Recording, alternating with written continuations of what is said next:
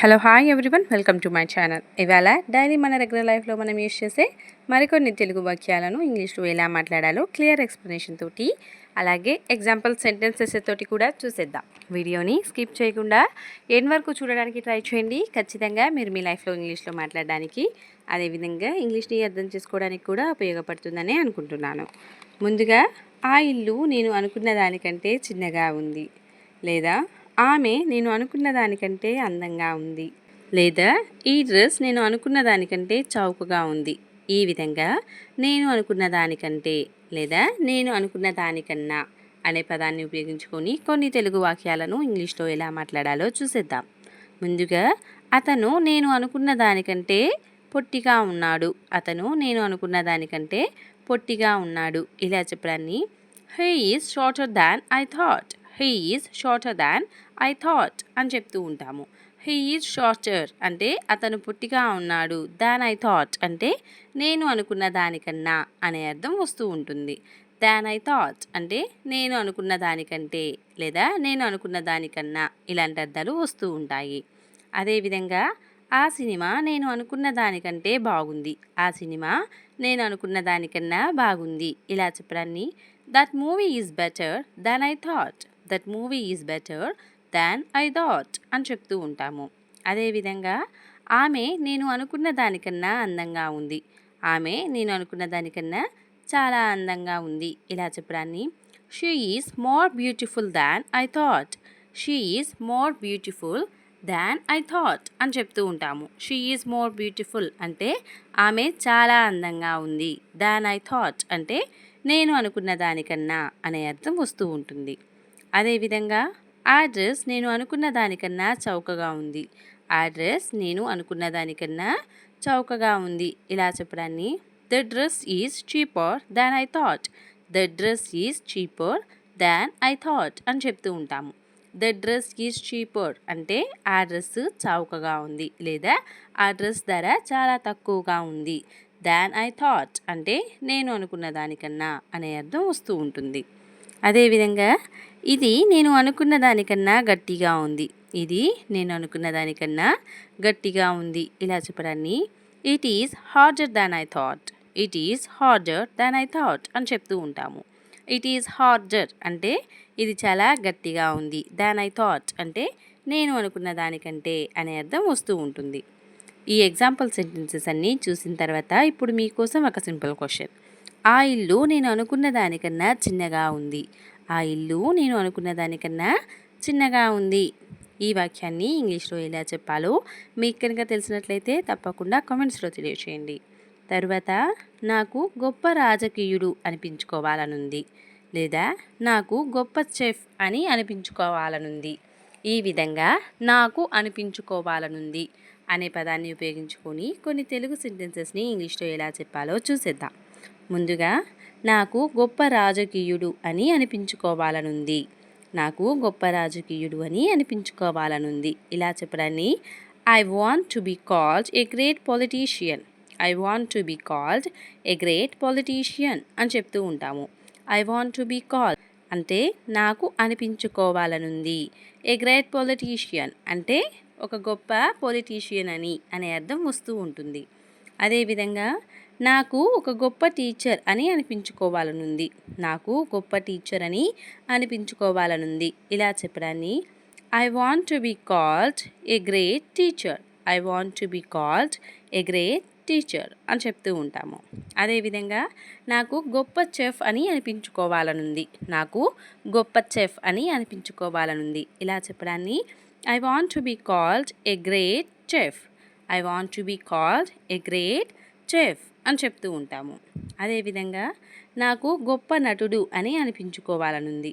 నాకు గొప్ప నటుడు అని అనిపించుకోవాలనుంది. ఇలా చెప్పడాన్ని I want to be called a great actor. I want to be called a great actor అని చెప్తూ ఉంటాము. ఈ ఎగ్జాంపుల్ సెంటెన్సెస్ అన్నీ చూసిన తర్వాత ఇప్పుడు మీకోసం ఒక సింపుల్ క్వశ్చన్. నాకు ఒక గొప్ప డాక్టర్ అని అనిపించుకోవాలనుంది. నాకు ఒక గొప్ప డాక్టర్ అని అనిపించుకోవాలనుంది. ఈ తెలుగు వాక్యాన్ని ఇంగ్లీష్లో ఎలా చెప్పాలో మీకు కనుక తెలిసినట్లయితే తప్పకుండా కామెంట్స్లో తెలియచేయండి. తర్వాత, ఇంత రాత్రిపూట మనం ఇలా అంటూ ఉంటాం కదా, ఇంత రాత్రిపూట అని. ఇంత రాత్రిపూట ఎలా వచ్చావు, లేదా ఇంత రాత్రిపూట ఎందుకు కాల్ చేశావు, లేదా ఇంత రాత్రిపూట ఏం చేస్తున్నావు అని ఈ విధంగా ఇంత రాత్రిపూట అనే పదాన్ని ఉపయోగించుకొని కొన్ని తెలుగు వాక్యాలను ఇంగ్లీష్లో ఎలా చెప్పాలో చూసేద్దాం. ముందుగా ఇంత రాత్రిపూట ఎలా వచ్చావు. ఇంత రాత్రిపూట ఎలా వచ్చావు ఇలా అడగడాన్ని how did you come on such a late night, how did you come on such a late night అని చెప్తూ ఉంటాము. హౌ డిడ్ యూ కమ్ అంటే నువ్వు ఎలా వచ్చావు, on such a late night అంటే ఇంత రాత్రిపూట అనే అర్థం వస్తూ ఉంటుంది. అదేవిధంగా ఇంత రాత్రిపూట ఎందుకు కాల్ చేశావు, ఇంత రాత్రిపూట ఎందుకు కాల్ చేశావు ఇలా చెప్పడాన్ని why did you call on such a late night, why did you call on such a late night అని చెప్తూ ఉంటాము. అంటే ఇంత రాత్రిపూట నువ్వు ఎందుకు కాల్ చేశావు అనే అర్థం వస్తూ ఉంటుంది. వై డిడ్ యూ కాల్ అంటే నువ్వు ఎందుకు కాల్ చేశావు అని. అదేవిధంగా ఇంత రాత్రిపూట ఏం తీసుకువస్తావు, ఇంత రాత్రిపూట నువ్వు ఏం తీసుకొని వస్తావు ఇలా చెప్పడాన్ని what will you bring on such a late night, what will you bring on such a late night అని చెప్తూ ఉంటాము. వాట్ విల్ యూ బ్రింగ్ అంటే నువ్వు ఏం తీసుకొని వస్తావు అనే అర్థం వస్తూ ఉంటుంది. అదేవిధంగా ఇంత రాత్రిపూట ఏం తింటావు, ఇంత రాత్రిపూట నువ్వు ఏం తింటావు ఇలా చెప్పడాన్ని what will you eat on such a late night, what will you eat on such a late night అని చెప్తూ ఉంటాము. వాట్ విల్ యూ ఈట్ అంటే నువ్వు ఏం తింటావు అనే అర్థం వస్తూ ఉంటుంది. అదేవిధంగా ఇంత రాత్రిపూట నువ్వు ఎక్కడ ఉంటావు, ఇంత రాత్రిపూట నువ్వు ఎక్కడ ఉంటావు ఇలా చెప్పడాన్ని where will you stay on such a late night, where will you stay on such a late night అని చెప్తూ ఉంటాము. వేర్ విల్ యూ స్టే అంటే నువ్వు ఎక్కడ ఉంటావు, on such a late night అంటే ఇంత రాత్రిపూట అనే అర్థం వస్తూ ఉంటుంది. అదేవిధంగా ఇంత రాత్రిపూట నువ్వు ఏం చేస్తున్నావు, ఇంత రాత్రిపూట నువ్వు ఏం చేస్తున్నావు ఇలా చెప్పడాన్ని what are you doing on such a late night, what are you doing on such a late night అని చెప్తూ ఉంటాము. వాట్ ఆర్ యూ డూయింగ్ అంటే నువ్వు ఏం చేస్తున్నావు, on such a late night అంటే ఇంత రాత్రిపూట అనే అర్థం వస్తూ ఉంటుంది. ఈ ఎగ్జాంపుల్ సెంటెన్సెస్ అన్నీ చూసిన తర్వాత ఇప్పుడు మీకోసం ఒక సింపుల్ క్వశ్చన్. ఇంత రాత్రిపూట నువ్వు ఎక్కడికి వెళ్తావు, ఇంత రాత్రిపూట నువ్వు ఎక్కడికి వెళ్తావు ఈ తెలుగు వాక్యాన్ని ఇంగ్లీష్లో ఎలా చెప్పాలో మీకు కనుక తెలిసినట్లయితే తప్పకుండా కామెంట్స్లో తెలియచేయండి. చివరిగా నా కోసం కొంచెం ఎక్కువగా వండు, లేదా వారి కోసం కొంచెం ఎక్కువ తీసుకొనిరా. ఈ విధంగా కొంచెం ఎక్కువ అనే పదాన్ని ఉపయోగించుకొని కొన్ని తెలుగు వాక్యాలను ఇంగ్లీష్లో ఎలా చెప్పాలో చూసేద్దాం. ముందుగా నా కోసం కొంచెం ఎక్కువగా వండు, నా కోసం కొంచెం ఎక్కువగా వండు ఇలా చెప్పడాన్ని cook a little more for me, cook a little more for me అని చెప్తూ ఉంటాము. కుక్ ఎ లిటిల్ మోర్ అంటే కొంచెం ఎక్కువగా వండు అనే అర్థం వస్తూ ఉంటుంది.